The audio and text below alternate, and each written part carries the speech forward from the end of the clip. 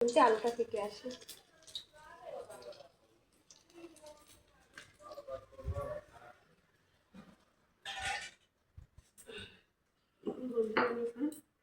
আলু কাটছি, নাইটিটা ছিঁড়ে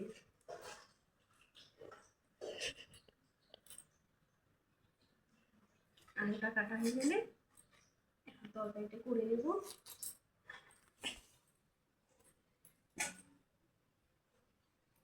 এই প্রথম করছি আমি বাঁধাকপির তরকারি ভেজে। আগে বাঁধাকপি বড়া করেছি,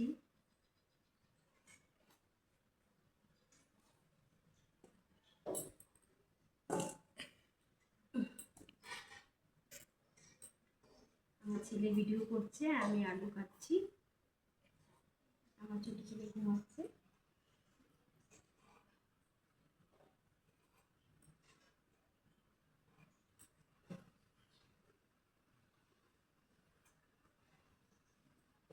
এখন বন্ধুরা আমার আলু কাটা প্রায় হয়ে গেল। আমার ছেলে সুন্দর ব্লগ করে, দেখতে না তোমরা? সুগন্ধগুলো দিয়ে দেবো,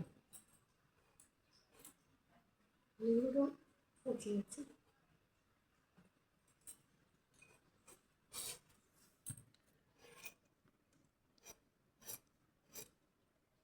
আলুর তরকারি খেতেও ভালো লাগে, কিন্তু পেঁয়াজ টিয়াজ দিয়ে করলে কিংবা নিরামিষ গরম মশলা দিয়ে করলেও খেতে খুব সুন্দর লাগে। আলুগুলো ছিলে দিয়েছে আমার ছেলে, ঝটপট কেটে নিই।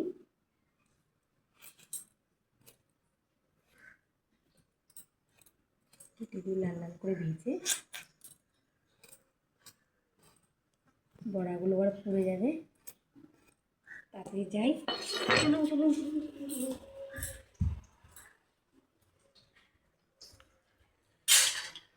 দেখি আমার বড়াগুলো হলো নাকি, সুন্দর লাল লাল হয়েছে।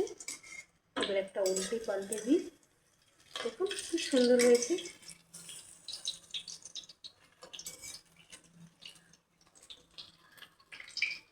দেখুন বন্ধুরা কত সুন্দর হয়েছে বড়াগুলো, দেখতেও যেমন সুন্দর হবে খেতেও তেমন সুন্দর।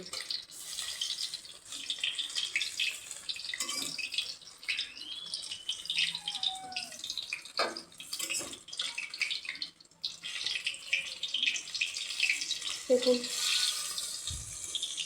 আপনারা বাড়িতে একবার ট্রাই করে দেখতে পারেন।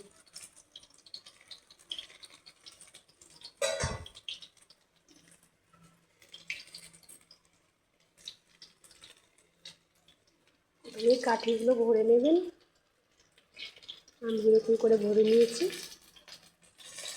তারপরে কাঠটা ফেলে দিয়ে বেসনে চুবাবেন, তারপর আবার একটা বেসনে চুবিয়ে পাল্টে দিয়ে দেবেন।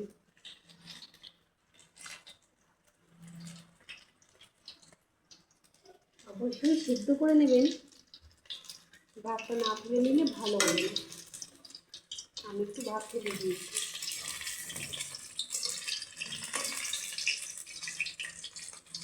আমার খেতেও সুন্দর।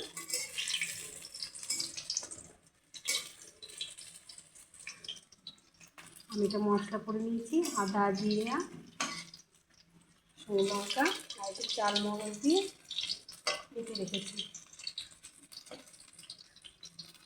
একটু ডো করে নিয়েছি।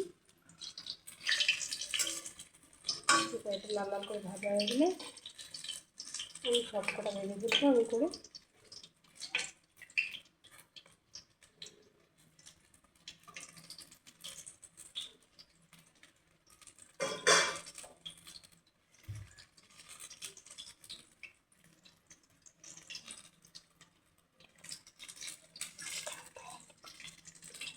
বন্ধুরা আজকের মতন এটুকুই শেষ, পরের ভিডিওতে আমি পুরো রেসিপিটা নিয়ে চলে আসবো।